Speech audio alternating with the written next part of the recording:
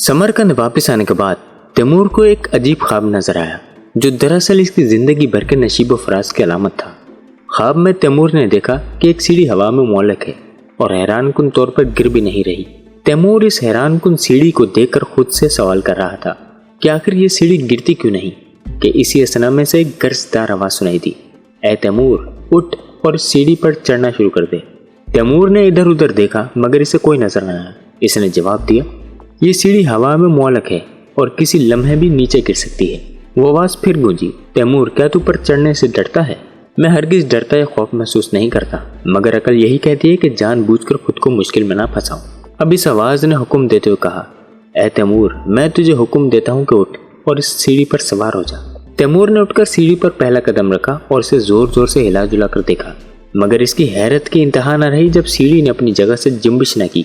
इस पर उसकी हिम्मत बंधी और वो तेजी से ऊपर चढ़ने लगा। कुछ ऊपर जाने के बाद अचानक इसका एक पाँव शल हो गया। तैमूर को यूं महसूस हुआ जैसे इसका वो पाँव बिल्कुल नकारा हो गया हो। अगरचे इसे दर्द का एहसास नहीं था मगर वो अपना बायां पाँव हिला भी नहीं सकता था। पाँव शल हो जाने की वजह से वो अपनी जगह रुक गया। इस पर वही आवाज दोबारा बुलंद हुई, ऐ तैमूर चल, रुक क्यों गया? तैमूर ने कहा, मेरा बायां पाँव शल हो गया है इसलिए मैं आगे नहीं बढ़ सकता। आवाज दोबारा सुनाई दी, एक पाँव का बेकार हो जाना तेरी राह में हायल नहीं होना चाहिए, लिहाजा तू आगे बढ़ता रहे। तैमूर ने हुक्म पर अमल किया तो इसे पता चला कि अगरचे इसका बायां पैर शल हो चुका है मगर वो इसे अपने साथ घसीट सकता है। लिहाजा वो सीढ़ी पर ऊपर चढ़ता रहा। कुछ और ऊपर जाने के बाद इसका दाएं हाथ भी सुस्त हो गया और इस हाथ की उंगलियां हरकत करने से माजूर हो गई। अलबत्ता इसका बायां हाथ बिल्कुल ठीक था, लिहाजा वो सीढ़ी के डंडों को थामकर ऊपर चढ़ता रहा।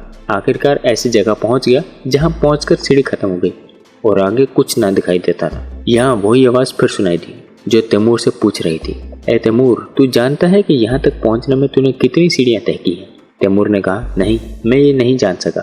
वो आवाज़ फिर सुनाई दी, यही बेहतर था कि तू ये ना जानता क्योंकि तूने जितनी सीढ़ियाँ तय की हैं वो दरअसल तेरी जिंदगी के आयाम की तादाद है। बहरहाल तू जिंदगी में हमेशा ऊपर ही जाएगा। लिहाजा एक बात हमेशा याद रखना कि जहाँ भी जाए उल्मा, दानिश्वरों, शायरों, सनतकारों को इज्जत और एहतराम करना, इन्हें रुस्वा ना करना चाहे वो तेरे खिलाफ ही क्यों ना हो। इसके बाद तैमूर की आंख खुल गई। अगरचे ये एक अजीब ख्वाब था मगर इस ख्वाब के तकरीबन 50 बरस बाद जब तैमूर ने अपनी आप बीती लिखना शुरू की तो ये इतराफ़ किया कि यह ख्वाब बिल्कुल सच्चा था और इसकी ज़िंदगी इस ख्वाब की हूबहू तस्वीर थी। इसने 48 सालों में बेहद तरक्की की और ऊपर ही ऊपर जाता गया। बड़े बड़े हुक्मरानों को इसके सामने सर तस्लीम खम करना पड़ा। इस ख्वाब में बाएं पाँव की बेहस हो जाने की ताबीर ये थी कि एक मार्के के दौरान तैमूर के बाएं पाँव पर इस जोर की ज़रब लगी कि वो अपनी बकिया ज़िंदगी में लंगड़ा कर चलने पर मजबूर हो गया। इसीलिए इसे तैमूर लंग के नाम से भी पुकारा जाता है। रूस में एक जंगी मुहिम के दौरान इसका सीधा हाथ बुरी तरह जख्मी हुआ और उसके बाद सीधे हाथ की उंगलियां बेहस हो गई। यूँ इस ख्वाब की यह ताबीर भी सच निकली। अलबत्ता यह बात हैरानकुन थी कि सीधे हाथ की उंगलियों के बेहस हो जाने के बावजूद तैमूर इस हाथ में तलवार, कुल्हाड़ा या नेज़ा पकड़कर जंग में पूरी कोशिश से लड़ सकता था क्योंकि इसका कंधा, बाजू और हथेली की हड्डियां बिल्कुल दुरुस्त हालत में थी।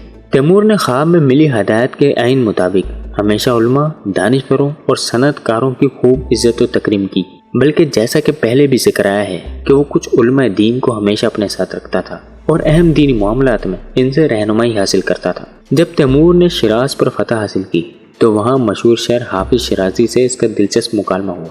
जब हाफिज शिराजी को तैमूर के सामने पेश किया गया तो तैमूर ने इसके एक शायर के हवाले से तनकीद करते हुए कहा, ए हाफिज क्या ये शेर तेरा है?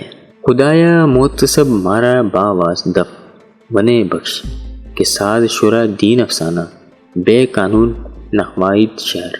जब हाफिज शिराजी ने तस्दीक की तो तैमूर ने कहा, ए हाफिज क्या तू नहीं जानता कि तेरा ये शेर दीन और मज़हब के बारे में आनत अमेज है? हाफिज शिराजी जो इस वक्त बेहद बूढ़े हो चुके थे कहने लगे, मेरा मकसद दीन की तौहीन हरगिज़ नहीं था बल्कि शेर में अफसाना से मेरी मुराद वही दफ वने है और मैं ये कहना चाहता हूँ कि दफ वने की आवाज़ इतनी बेकत है कि इससे अरकान दीन में खलल नहीं पड़ता। तैमूर को हाफिज शिराजी की तवज्जी पसंद आई मगर फिर भी जब्त करते हुए दरियाफ्त किया, क्या ये शेर भी तरह है? अगर आन तुर्क शिराजी बदस्त की आरदल मारा बखाल हिंदुश बखशम समरकंद बुखारा रहा। इस शेर का लफ्ज़ी मतलब यह है कि अगर वो तुर्क शिराजी हमारा दिल लबा जाए तो बख्शों इसका स्याह तिल पर समरकंद बुखारा। हाफिज शिराजी ने इसकी भी तस्दीक की तो तैमूर और तिल मिला उठा और कहने लगा, ए शमशुद्दीन शिराजी तूने हद कर दी। میں ہزاروں انسانوں کو قربان اور خون کی ندیاں بہا کر سمرقند بخارا حاصل کروں اور تو ایک سیاہ تل پر یہ قربان کر دے؟ اس کے جواب میں حافظ شیرازی نے جو کہا وہ تیمور کو نہال کر گیا۔ انہوں نے اپنے بوسیدہ قمیض کے بٹن کھولے اور اس کے چیتڑوں کی طرف اشارہ کرتے ہوئے کہنے لگے، اے تیمور، ہماری اسی فیاضی نے تو ہمیں یہ دن دکھائے ہیں۔ حافظ شیرازی کی حاضر جوابی تیمور کو لاجواب کر گئی۔ اس نے انہیں 1000 سونے کی سکے عطا کیے اور انہیں سمرقند آنے کی دعوت بھی دے دی۔ یہ تیمور کی علماء، شاعروں اور دانشوروں کی تکریم کی ایک مثال تھی جو دراصل اسی خواب کی وجہ سے تھی۔ تیمور اپنے سفر اور مہم میں اس بات کا خاص خیال رکھتا تھا، اور جب بھی کسی ملک یا شہر پر غلبہ پاتا تو سب سے پہلے عام منادی کرا دیتا کہ شہر کے علماء، شاعر، دانشور اور صنعت کاروں کو عام معافی ہے۔ وہ اپنے سپاہیوں کو بھی یہ خاص ہدایت دے دیتا کہ ان کے ہاتھ سے کسی اہل علم اور شاعر کو غضب نہ پہنچے۔ اس کے بعد تیمور نے خراساں کے دارالحکومت سبزوار پر قبضہ کا ارادہ کیا اور بالکل اچانک سبزوار پہنچ گیا۔ 759 ہجری کو تیمور اور امیر لیگ کی فوجوں کا آمنا سامنا ہوا۔ امیر لیگ ان 5 حکمرانوں میں سے ایک تھا جو میر بخارا کے دوستوں میں سے تھے اور تیمور کے خلاف متحد ہو چکے تھے۔ یہ 5 حکمران 1 لاکھ کی فوج جمع کر کے سمرقند پر حملے کرنے کا منصوبہ بنا رہے تھے۔ امیر لیگ کے بارے میں مشہور تھا کہ وہ ترک سلاطین کی اعلیٰ نسل سے ہونے کا دعویٰ کرتا ہے۔ وہ خود کو دوسرے انسانوں سے اعلیٰ برتر سمجھتا تھا۔ وہ جب کبھی کہیں جاتا تو ایک سیاہ پرچم اس کے آگے لہرایا جاتا تھا جس پر گائے کی 9 دمیں لٹک رہی ہوتی تھی، مگر حقیقت میں یہ خود کو دوسروں سے اعلیٰ سمجھنے والا حکمران اعلیٰ صلاحیتوں سے قطعی نابلد تھا۔ اس نے اپنے شہر کے لوگوں کی حفاظت کے مناسب انتظامات تک نہیں کیے ہوئے تھے۔ چنانچہ تیمور کی فوجیں جب اچانک سبزوار تک پہنچی تو شہر کے باہر لوگوں کو حصار میں پناہ لینے کی مہلت بھی نہ مل سکی۔ تیمور کی فوج تقریباً 4000 سپاہیوں پر مشتمل تھی جو سب گھڑ سوار تھے اور ان کے پاس حسب معمول فالتو گھوڑے بھی تھے۔ دونوں فوجوں کا آمنا سامنا چٹیل میدان پر ہوا۔ تیمور نے جنگ شروع ہونے سے پہلے اپنے بہنوئی امیر حسین سے کہا کہ وہ 500 سواروں کو لے کر اسے ظاہر کرے کہ جیسے وہ میدان سے بھاگ رہا ہے۔ جب امیر لیگ کے سپاہی ان کا تعاقب کرتے دور نکل آئے تو وہ اچانک پلٹ کر ان پر حملہ کر دے۔ جنگ شروع ہونے پر امیر حسین نے ویسے ہی کیا جیسے تیمور نے ہدایت کی تھی۔ تیمور کا خیال تھا کہ اس کے دماد کے تعاقب میں 200-300 سے زیادہ دشمن سپاہی نہیں جائیں گے، مگر حیرت انگیز طور پر دشمن کے 1000 سے زائد سپاہی میدان جنگ چھوڑ کر امیر حسین کے پیچھے بھاگ کھڑے ہوئے۔ اب تیمور نے اپنے سپاہیوں کو اشارہ کیا کہ وہ دشمن کے گھوڑوں کا نقارہ بنانا شروع کر دیں۔ اگرچہ یہ کوئی اچھی حرکت نہیں سمجھی جاتی تھی، مگر تیمور کی یہ حکمت عملی نہایت کامیاب رہی۔ اس سے دشمن پر زبردست دباؤ پڑا۔ دشمن کے بے شمار سپاہی پیدل جنگ پر مجبور ہو گئے۔ تیمور نے اپنے ایک افسر کو ان پیدل جنگ کرنے والوں پر بھرپور ضرب لگانے کا حکم دیا۔ یہ حملہ اس قدر مہلک ثابت ہوا کہ دشمن کے سپاہی گاجر مولیوں کی طرح کٹنے لگے۔ انہیں سمجھ نہیں آتی تھی کہ اپنا بچاؤ کیسے کریں۔ وہ وحشت زدہ ہو کر بھاگ رہے تھے اور چیخو پکار کر رہے تھے۔ تیمور نے اپنی ذہانت اور قابلیت سے امیر لیگ کی بڑی فوج کو عبرت کا نشان بنا دیا۔ اس کا دماد دشمن کو ورگلانے کے بعد واپس اپنی فوج سے ملا اور اس کے تعاقب میں آنے والے سب کے سب مارے گئے، مگر اس مارکے میں تیمور کا بہنوئی امیر حسین بھی مارا گیا۔